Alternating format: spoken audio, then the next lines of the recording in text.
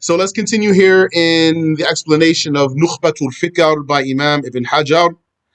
We praise and thank Allah for giving us the honor to go over such a prestigious classical work. Alhamdulillahi alladhi faddalana ala kathirin min ibadihi al-mu'mineen. So Ibn Hajar lately started talking about authentic hadith. Here he started defining the authentic hadith. So we defined that last week. And then he talked about each one of its conditions, each condition of acceptability. And now he wants to talk about the levels of authentic hadiths. We're not talking about Hasan hadith here. He wants to talk about Sahih hadiths, but its levels. He says, may Allah have mercy upon him. وتتفاوت رتبه أي الصحيح بسبب تفاوت هذه الأوصاف.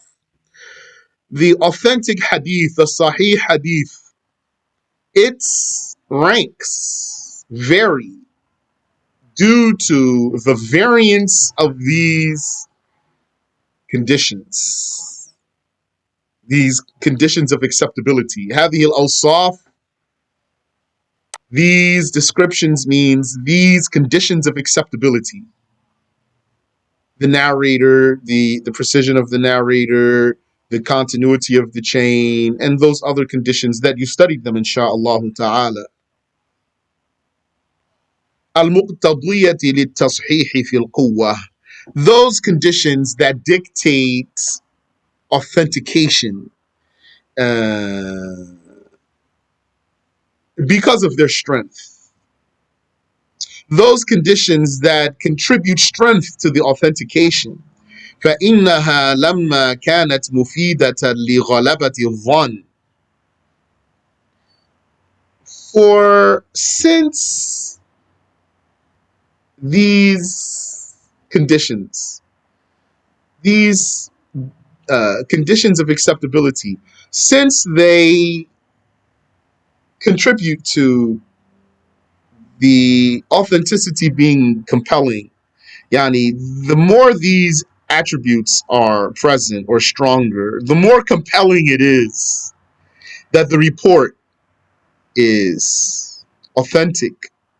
So I'm using this word compelling. I think you understand what I mean here. So what they say, ghalabatu dhann, the overwhelming thought, or sometimes I might translate it as makes you confident. So I'm saying here it's compelling. I'm looking for something that is that which makes you gravitate towards acceptance here. So these attributes of authenticity, what are they? I can't help but to go back and repeat them. I tried not to repeat them, and I said, they have studied, but I can't help myself. So that's good, though. What are those conditions of authenticity? One is for the reporter to be trustworthy. Two is perfect precision. Now, if you just want to say in general, precision, just precision, this is basically what's going to make the difference between authentic hadith and a Hasan hadith. The level of precision of the narrator. So when it's very high, it's going to be an authentic narrator, a Sahih narrator. When it's not very high, then he's going to be a Hasan narrator. So in regards to these being conditions of authenticity, then the second condition here is the perfect precision, the perfect accuracy, the connectivity of the chain, that's 3. To not be defective, that's 4. And to not be irregular, that's 5. We said what irregular means, so you're going to review that. So this is a hadith that's authentic by itself. So all these one by one, the stronger each one of those is, the more authentic the hadith would be. That's what Ibn Hajar is telling us. فإنها لما كانت مفيدة لغلبة الظن الذي عليه مدار الصحة. For indeed, when it was that these conditions are compelling, yani, for thinking that the report is authentic, this compelling feeling around which the authenticity revolves. It's compelling based on yani, strong proof. In other words, remember, this is very important. Yani, one might wonder here, why are we relying on something that's merely compelling? To say it's compelling has a connotation, doesn't it? Doesn't saying that it's compelling still leave room for error? Doesn't it still leave room for falsehood? It does. Yes. So someone might say, how can we accept that? We don't want any room for error or falsehood. So that's a good question. And this is an important case here, which is that in so many cases, the religion gave us the leeway to suffice with what's compelling, what's overwhelming, yani, what you're confident about it. What do you do for facing the Qibla when you can't see the Kaaba?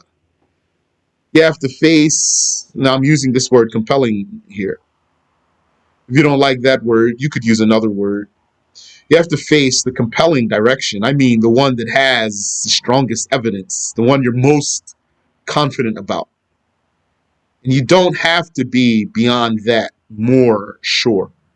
You're not obligated to be more sure beyond that because you can't see the Kaaba. And in many cases, the religion gave us this, that this is the extent to where we have to go. So that's why. So, yani, there were those proofs, those conditions were satisfied in some report. And so we became confident that it's correct report. And since these conditions vary in different reports, if you compare one report to another report, you would find each one of these conditions varying, being higher or lower in different reports. اقتضت أن يكون لها درجات. This dictated that these authentic hadiths would have levels. بعضها فوق بعض. Some of them are higher than others. بحسب الأمور المقوية, depending on the strengthening factors. وإذا كان كذلك, so if that's the case, فما تكون رواته في الدرجة العليا, then whenever a reporters are at the highest levels, من العدالة, concerning trustworthiness, والضبط, and accuracy, وسائر الصفات التي توجب الترجيح, and all of the rest of the qualities that dictate preponderance, weightiness, yani likelihood, كان أصح مما دونه, then that would be more authentic than anything less. So I think that's clear. فمن الرتبة العليا في ذلك ما أطلق عليه بعض الأئمة أنه أصح الأسانيد. And in the highest levels of that, what's that? في ذلك يعني الصحيح. Amongst the highest levels of authentic hadith is what some imams have described as having the most authentic of chains. Asahul asanid, the most authentic of chains. كالزهري عن سالم بن عبد الله بن عمر عن أبيه, like az-Zuhri from Salim ibn Abdullah ibn Umar from his father Abdullah ibn Umar, that chain. وكمحمد ibn Sirin, and like this chain, Muhammad ibn Sirin عن عبادة ibn Amr from Ubadah ibn Amr عن Ali from Imam Ali. وكإبراهيم النخعي, and like this chain, Ibrahim al-Nakha'i an Alqama from Alqama an Ibn Mas'ud from the companion Ibn Mas'ud. So these chains, these three we just read here, those are by some scholars Asahul Asanid, most authentic chains of narration. Now, if you were studying this book with our people, then you would be expected, you should expect to be asked in the test these chains. Then when you go back and study and you have to take the test, don't like sell yourself short there and don't memorize those chains. Should expect that to come. Wadunaha fi rutbah, and lower than that in rank, كرواية بريد ibn Abdullah ibn Abi Burda, like the narration of Burayd ibn Abdullah ibn Abi Burda عن جده from his grandfather, عن أبيه Abi Musa from his father Abu Musa. وكحماد ibn Salamata عن ثابت عن أنس, and like this chain, Hammad ibn Salama from عن ثابت from Anas, companion. ودونها في الرتبة, and lower than that in rank, كسهيل ibn Abi Salih عن أبيه عن أبي هريرة, is like Suhail ibn Abi Salih from his father from Abu Hurairah. وكالعلاء ibn عبد الرحمن عن أبيه عن أبي هريرة, and like Ala ibn Abd al-Rahman from his father from Abu Hurairah. يعني. So one thing you can take away from this, that they found these chains recurring. So they got those chains, when they found chains recurring in some hadith, so then it's going to be standard. Such a chain now is verified, official. The homework is done on it already. يعني. فإن الجميع شملهم اسم العدالة والضبط. Indeed, all of these are included under being trustworthy and accurate. إلا أن المرتبة الأولى فيهم من الصفات المرجحة ما يقتضي تقديم روايتهم على التي تليها. Except that the first level, they have the attributes of preponderance in them. They have the attributes as narrators. Together, each one successively, back to back, they have the attributes that dictate giving them priority, giving their narrations priority. They have the attributes that dictate giving their narrations priority over the next level, even though the next level is also authentic, though. So that's how precise those scholars were. One of those could be used as evidence, and the other one could be used as evidence, and they're still going to say this one's stronger than this one, for example. وفي التي تليها من قوة الضبط ما يقتضي تقديمها على الثالثة. And then that next level, the second one, they have the attributes of strength, the attributes of accuracy that dictate giving them priority over the third level. وهي أي الثالثة مقدمة على رواية من ينفرد به حسنا.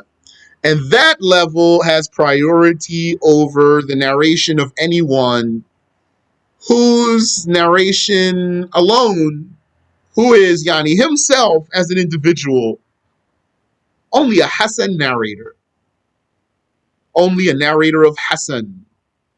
So if you want to be a Hasan narrator, that's achievable. You could be a Sahih narrator if you have that very superb memory and uh, accuracy. But if your memory and accuracy is less than theirs, you could be, inshallah, a Hasan narrator when you take care of your books and you protect them and you check them and you narrate accurately. محمد بن إسحاق عن عاصم بن عمر عن جابر وعمر بن شعيب عن أبيه عن جده. Like this chain, Muhammad ibn Ishaq from Asim ibn Umar from Jabir. And this chain, Amr ibn Shu'aib from his father, from his grandfather. وقس على هذه المراتب ما يشبهها. And compared to these levels, whatever is like them. This sentence here, that's for a qualified person. Because who would be able to bring a chain and compare them to these that Ibn Hajar gave us? So whoever has the knowledge to do that. والمرتبة الأولى هي التي أطلق عليها بعض الأئمة أنها أصح الأسانيد. That first level is what some scholars, some imams, yani, that means the highest ones, some imams called that first level the most authentic of chains. وَالْمُعْتَمَدُ عَدَمُ الْإِطْلَاقِ. But what's reliable is not to be absolute about that. لِتَرْجَمَةٍ مُعَيَّنَةٍ مِنْهَا. Not to be absolute about that for any particular chain. What's reliable is not to say that any particular chain is the most authentic chain. نعم يستفاد من مجموع ما أطلق عليه الأئمة ذلك أرجحيته على ما لم يطلقوه. Yes, though it is true that if there were a chain, a particular chain that the Imams or some of them said, this is the most authentic chain, then yes, even though what's reliable is not to say that there is one chain that's the most authentic one, but it is still promoted by some imams calling some chains that such a chain is weightier than another one that they didn't call that. You understood that? Yani, some scholars said about a particular chain of narration, this one is absolutely the best isnad ever. Ibn Hajar says, it's more reliable not to say that one isnad is the best isnad ever. But even though that's a more reliable position, when there is a chain that some of the Imams said it's the best isnad ever, then that does indicate that this chain is heftier, is weightier than something that they didn't describe as such. ويلتحق بهذا التفاضل ما اتفق الشيخان على تخريجه بالنسبة إلى من فرد به أحدهما. And what is annexed to this merit, this meritorious level of authentic hadiths that we're talking about, this lofty level, this lofty echelon of authentic hadiths that we're talking about now? What's included in that echelon is what the two sheikhs have both produced. ما اتفق الشيخان على تخريجه. الشيخان, the two sheikhs, that's Al-Bukhari and Muslim. على تخريجه, I've been translating that as what they have produced. What it means is it's what they produced with its chain. They produced it with its chain of narration. They documented it with its chain of narration. So annexed to these loftiest levels is what the two sheikhs have both produced. اتفقا عليه, what they have agreed to means what they have both produced. بالنسبة إلى من فرد به أحدهما, as compared to what either one of them have individually reported. So we already know Al-Bukhari, his book is the top book. Muslim, his book is the second top book. There are some things in both of those books. So anything that's reported, that's produced by both of them, they agreed to it, then this is amongst As-Sahih Sahih, the most authentic of Sahih hadiths. In comparison to what either one of them narrated individually, still going to be authentic, for example, if there is no problem with it. But just the fact that they agreed to some narrations and individually reported some narrations, the scholars said what they agreed to is even stronger than what they reported individually. So Ibn Hajar is saying, وَيَلْتَحِقُ بِهَذَا التَّفَاضُلِ, annexed to this merit is مَا اتَّفَقَ الشَّيْخَانِ عَلَى تَخْرِيجِهِ, what the two sheikhs have agreed to producing it. بالنسبة إلى ما من فرد به أحدهما, compared to what either one of them have individually produced. ومن فرد به البخاري بالنسبة إلى من فرد به مسلم, and what Al-Bukhari uniquely narrated compared to what Muslim uniquely narrated. لاتفاق العلماء بعدهما على تلقي كتابيهما بالقبول, because the scholars have agreed to transmitting these two books with acceptance. واختلاف بعضهم في أيهما أرجح. I read that with a dhamma on purpose. في أيهما أرجح, واختلاف بعضهم في أيهما أرجح. And because of how some scholars have differed about which of those two books is weightier. Which of those two books is weightier? أيهما أرجح, that's a question right there. أيهما أرجح, which one of them is weightier? That means that's an independent sentence by itself, that question. أيهما أرجح, which of them is weightier? That's mubtada and khabar. في, so the whole sentence is in mahal jar. في is harf jar. في أيهما أرجح, the whole sentence is the majroor. فما اتفق عليه أرجح من هذه الحيثية مما لم يتفق عليه. So whatever they have agreed to is weightier, is heftier from this perspective than whatever they did not agree to. وقد صرح الجمهور بتقديم صحيح البخاري في الصحة.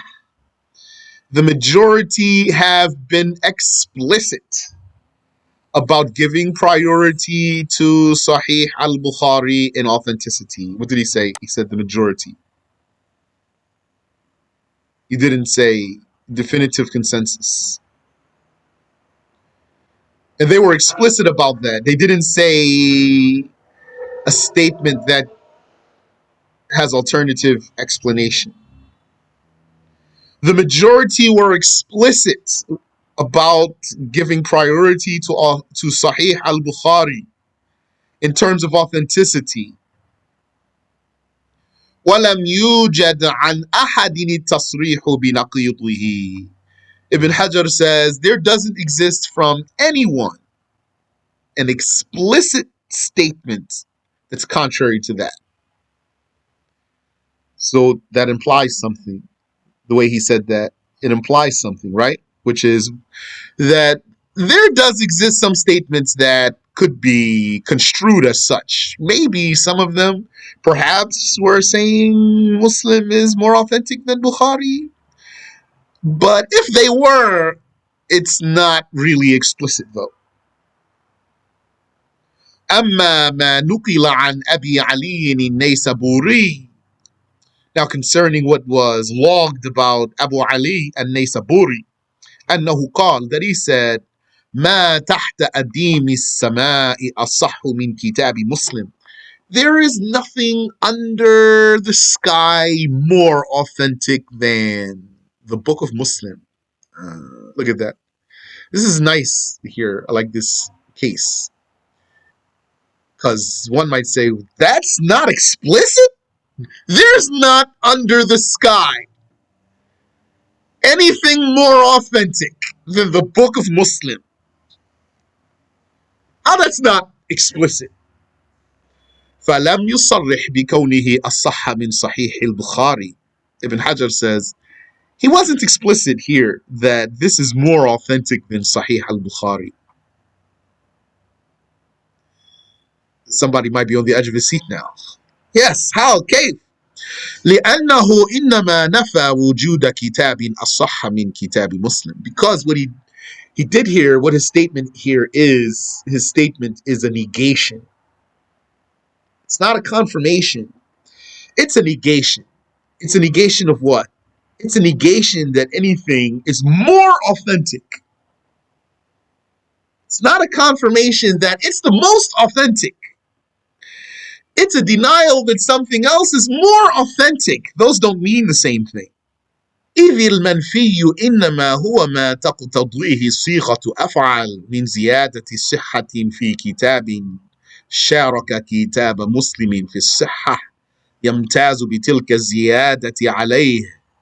He's saying this word here, asah, most authentic, more authentic, that's the superlative being negated.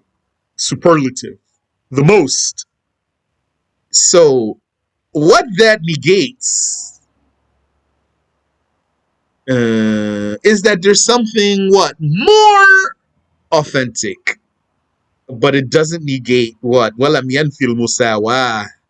It doesn't negate equality. The statement itself does not negate equality. So it's not explicit. It's not an explicit statement that Sahih Muslim is more authentic than Sahih Al-Bukhari. But look there. Each one of us knows himself that if he saw that statement, how he could take that to be an explicit statement. That Sahih Muslim is, according to that sayer, is more authentic than Sahih Al-Bukhari. And that shows you the analytical power of those scholars. So we want to learn from them and benefit from them and do like them. So then what do? You take that template right there and you put that. So you say, next time then someone negates the superlative, I'm going to know that that's not an explicit statement in confirming something. Take the template there. So, وَلَمْ يَنْفِ الْمُسَاوَاةِ. He didn't negate that Sahih al-Bukhari could be equal to Sahih Muslim when he said there's nothing more authentic under the sky than Sahih Muslim, than the book of Muslim. And I have here in my notes, some scholars authored about 15 pages discussing this sentence or this statement of Abu Ali al-Naysaburi. So it looks like a controversial statement there in the hadith world. وَكَذَلِكَ مَا نُقِلَ عَنْ بَعْضِ الْمَغَارِبَةِ. Likewise is the case about what was documented about some of the Moroccans. But here, if we're going to translate that as Moroccan, doesn't have to mean Morocco as we understand it today. It means those like North Africa over there. أنه فضل صحيح مسلم على صحيح البخاري. So likewise, what was logged about some of the Moroccans, some of the Northern Africans. So is a very small digression here. You hear the word African, I remind myself too. You don't have to equate that with being Negro, Negroid. Africa is a continent. So there's peoples there who live there. So just so that you don't let your imagination take you into ignorance. So likewise, what was logged about some of the North Africans or some of the Moroccans, but in a broad sense, أنه فضل صحيح مسلم على صحيح البخاري, that he preferred Sahih Muslim over Sahih al-Bukhari. Is that then, if he preferred, فضل, he gave merit to, or preference to, or favor to Sahih Muslim over Sahih al-Bukhari, is that a blatant or explicit claim of Sahih Muslim being more authentic than Sahih al-Bukhari? Ibn Hajar says, فَذَلِكَ فِيمَا يَرْجِعُ إِلَى حُسْنِ السِّيَاقِ وَجَوْدَةِ الْوَضْعِ وَالتَّرْتِيبِ. This refers to how nicely Sahih Muslim is arranged. ولم يفصح أحد منهم بأن ذلك راجع إلى الصحية. And not a single one of them was explicit in saying that this merit refers to authenticity. وَلَوْ أَفْصَحُوا بِهِ لَرَدَّهُ عَلَيْهِمْ شَاهِدُ الْوُجُودِ. Ibn Hajar says, and had they been explicit about that, then reality would have refuted them. That's a strong statement. فالصفات التي تدور عليها الصحة في كتاب البخاري أتم منها في كتاب مسلم وأشد. Indeed, there's no indeed there. For, or because the attributes, the conditions around which authenticity revolves, they are in the book of Bukhari more complete, more excellent than they are in the book of Muslim. And those conditions are stricter in the book of Bukhari. وَشَرْطُهُ فِيهَا أَقْوَى. And Bukhari's conditions are stronger, وَأَسَدْ, and they are more accurate. أما رجحانه من حيث الاتصال. Concerning Bukhari's preponderance from the perspective of connectivity, the connectivity of the chain, isn't that one of the conditions of authenticity? The connectivity of the chain? فَلِاشْتِرَاطِهِ أَنْ يَكُونَ الرَّاوِي قَدْ ثَبَتَ لَهُ لِقَاءُ مَنْ رَوَى عَنْهُ. It's because Al-Bukhari's condition when it comes to connectivity is that the narrator, when we say his condition means for this book, doesn't mean always. For the hadith to qualify to go into Sahih Bukhari in particular, then Al-Bukhari's condition in terms of authenticity is that the narrator, that it's confirmed about the narrator that he met the one he's narrating from, even at least once. وَاكْتَفَى مُسْلِمٌ بِمُطْلَقِ الْمُعَاصَرَةِ. While Muslim, he sufficed with them merely being contemporaries. He sufficed with them being merely contemporaries. Muslim saying, these two trustworthy, accurate narrators, if I find one of them is reporting from the other, and I have no evidence that they actually met each other, but they are at the highest levels of accuracy, and they're at the highest levels of trustworthiness, and it is confirmed for me that they lived at the same time, then that's enough for me. And it's not confirmed about them that they do trickery in their narrations. Then this is enough for me to consider the chain connected. So Ibn Hajar saying this difference between them, Al-Bukhari has a stronger condition. وألزم البخاري بأنه يحتاج ألا يقبل العنعنة أصلا. So did Muslim have any argument against Al-Bukhari here? Yes. Muslim's argument was that if this is the way Al-Bukhari wants to go, then it would be binding on him that he does not fundamentally accept any hadith in which the chain goes, that the narrators in the chain are saying from so-and-so, from so-and-so, from so-and-so, just like that only. If the mere way of the chain's connectivity, if the wording of its connectivity is from so-and-so, from so-and-so, from so-and-so, from so-and-so, Muslim is saying, if this is Al-Bukhari's condition, that strict, then that would dictate that he doesn't accept a hadith like this in the first place.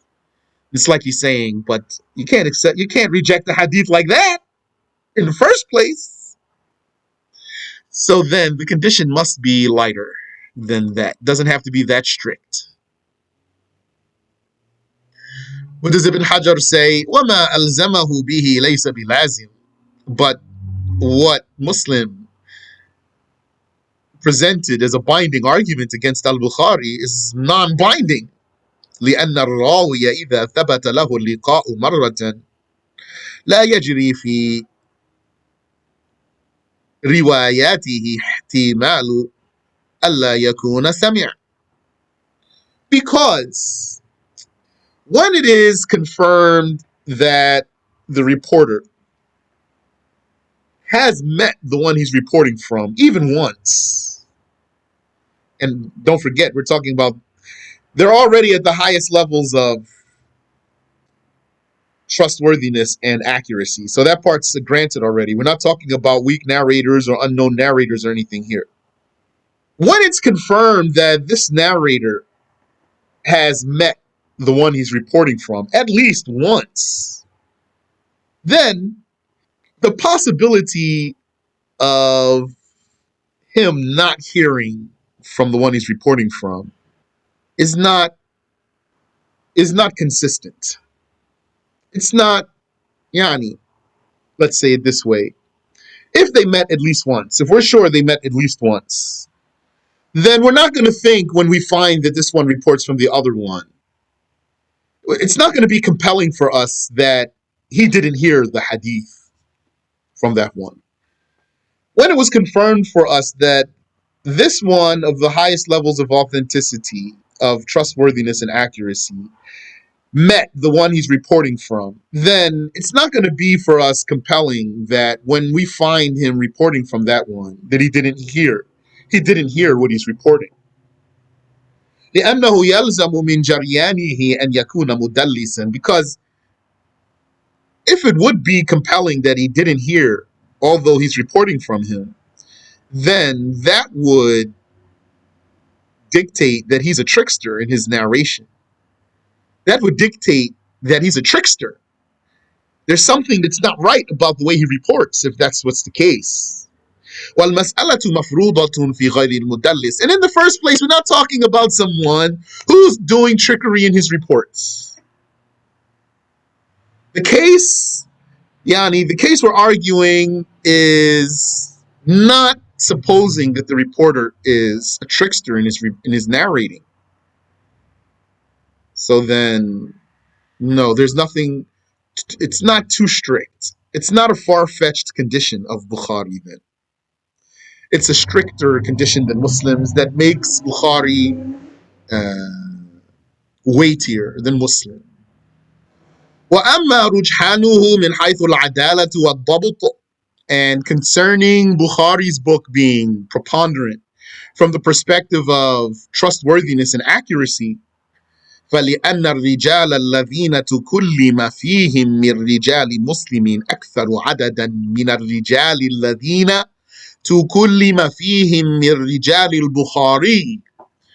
Al-Bukhari's book is stronger because, from this perspective, because the narrators of Bukhari, when you compare the criticized narrators in Al-Bukhari and Muslim, those who are criticized in Bukhari, the number of criticized narrators in Bukhari are less than the number of criticized narrators in Muslim. مع أن البخاري لم يكثر من إخراج حديثهم.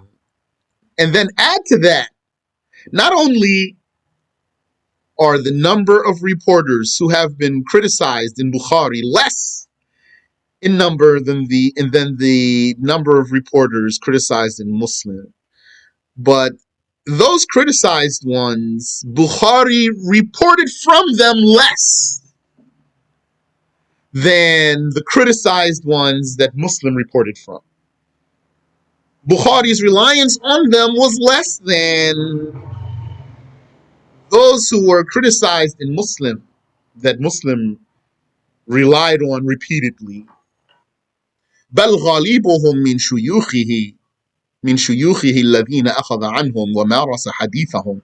Rather, even those ones that Bukhari, he was criticized for them, but they are less than those who are in Muslim, and he didn't report from them as frequently as Muslim. Not only that, those ones, they were